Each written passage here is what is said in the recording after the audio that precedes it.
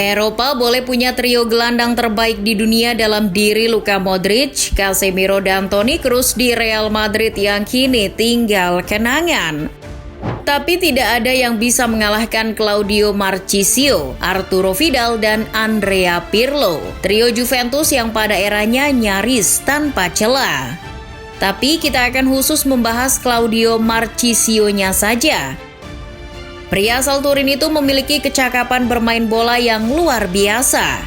Jika Arturo Vidal dengan dinamismenya menggerakkan Juventus, Pirlo dengan kekuatan kakinya yang dahsyat, Claudio Marchisio adalah pesepak bola yang serba bisa. Marchisio juga sosok yang setia. Ia menghabiskan hampir keseluruhan karirnya bersama si Nyonya tua. Marchisio menambatkan hatinya pada Juventus. Ia sudah kadung cinta mati pada Bianconeri. Bahkan kecintaannya pada klub dari kota Turin itu tak bisa terluka hanya karena kelak ia justru mendapat cibiran pedas dari para penggemar. Lahir Juventus. Seperti itulah Claudio Marchisio. Pria yang lahir 19 Januari di tahun ketika Argentina juara Piala Dunia untuk kedua kalinya itu mengawali karir di tim muda Juventus. Marchisio membentuk dirinya sebagai pemain dengan visi bermain yang bagus. Selama di Juventus, ia terus mengembangkan kemampuannya secara taktikal. Tekadnya sederhana, ia ingin bermain dengan idolanya Andrea Pirlo. Maka dari itu ketika Fabio Capello, pelatih Juventus kala itu memanggilnya ke tim senior pada musim 2005-2006, ia senang bukan kepalang. Setidaknya itu adalah jalan awal yang membuka kesempatan untuk bisa bermain dengan pemain idolanya. Namun, Marchisio yang kala itu masih berusia 18 tahun, masih belum diberi kesempatan menjalani debutnya. Fabio Capello masih enggan memainkannya, terutama lantaran lini tengah Juventus sudah diisi pemain macam Patrick Vieira, Emerson, hingga Pavel Nedved. Kesabarannya hampir saja tidak membuahkan hasil jika kasus Calciopoli 2006 tidak menghantam Juventus. La Vecchia Signora terdegradasi ke Serie B. Klub harus dibangun ulang. Pelatih Juventus kala itu Didier Deschamps memberi kepercayaan pada Marchisio. Ia dimainkan seiring pemain bintang yang hengkang. Suatu saat Marchisio mesti mengaturkan terima kasih pada Deschamps, sebab debut yang ia berikan menjadi batu pondasi karir Marchisio. Pada saat tiba waktunya, ia bisa bermain dengan Andrea Pirlo. Claudio Marchisio ternyata bukan sekedar bermain bersama Andrea Pirlo. Tapi pada musim panas 2011, tatkala Juventus dipegang pelatih bertangan dingin Antonio Conte, Marchisio menjadi bagian penting di lini tengah. Ia tidak hanya bermain bersama, tapi merakit kemitraan dengan idolanya itu, Claudio Marchisio, Andrea Pirlo, dan satu lagi bakat dari San Joaquin, Arturo Vidal, membentuk trio MVP. Trio yang kelak menambah daftar trio lini tengah hebat selain trio Xavi, Iniesta, dan Sergio Busquets. Trio gelandang bentukan Conte ini menjadi sangat menakjubkan. Vidal, Pirlo, dan tentu saja Marchisio menjaga metabolisme lini tengah Juve, menjadikan Bianconeri sulit terkalahkan. Pirlo menyumbangkan kekuatan kakinya. Ia punya kemampuan menendang dan mengumpan dengan sama baiknya. Arturo Vidal yang sudah merajut reputasinya di Bundesliga, piawai merebut bola. Ia bisa memenangkan bola entah dengan cara menyakitkan atau lembut. Sementara itu Claudio Marchisio adalah gelandang serba bisa. Jika Pirlo punya kekuatan kaki yang hebat, kecerdasan teknik yang luar biasa, Marchisio adalah pelengkapnya. Kalau Pirlo adalah sosok regista, Marchisio mezzalanya. Marchisio memainkan peran gelandang serang tengah. Ia dianugerahi kemampuan mengenali waktu. Marchisio sadar kapan harus menyerang dan kapan kiranya mesti mundur. Tak ayal, ia sering dicap sebagai shuttler terbaik di belantika sepak bola pada eranya.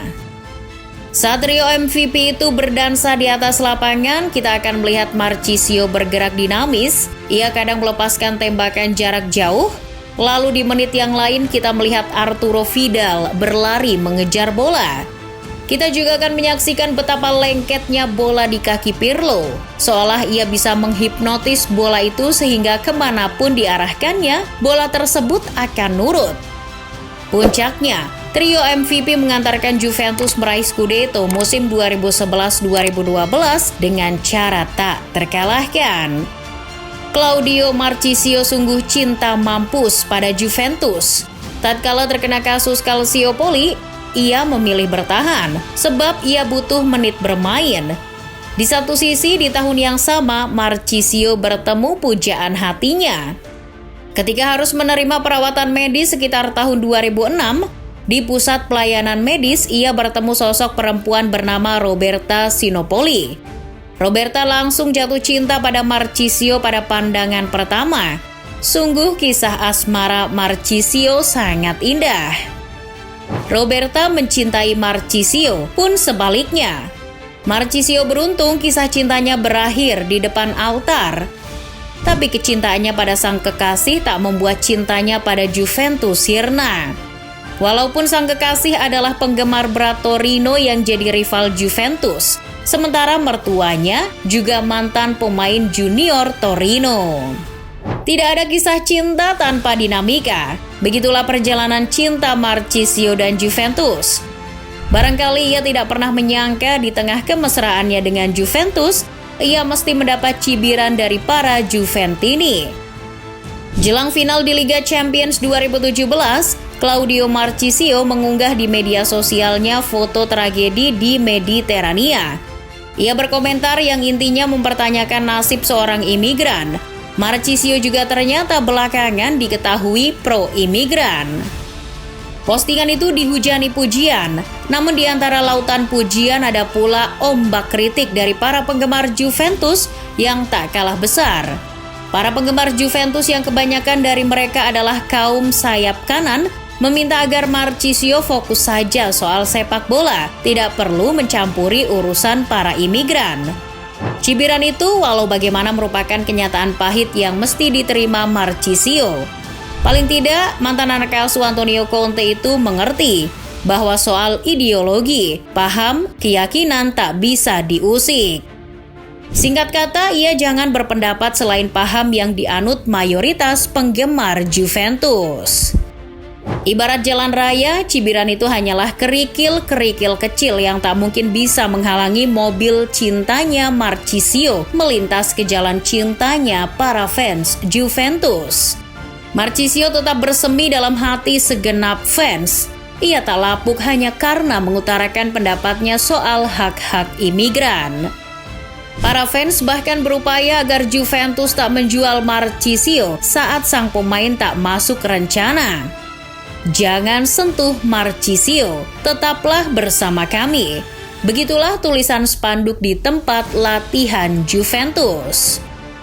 Marchisio sungguh-sungguh jadi epicentrum kecintaan para penggemar pada Juventus. Sampai-sampai Marchisio oleh fans Juventus dijuluki Il Principino. Kelak, Claudio Marchisio memang dilepas ke Zenit Saint Petersburg tahun 2018. Tapi ia pensiun sebagai simbol dan ikon kembalinya Juventus. Jika Juventus adalah nyonya tua, Marchisio adalah pangeran kecil yang lahir dari rahimnya.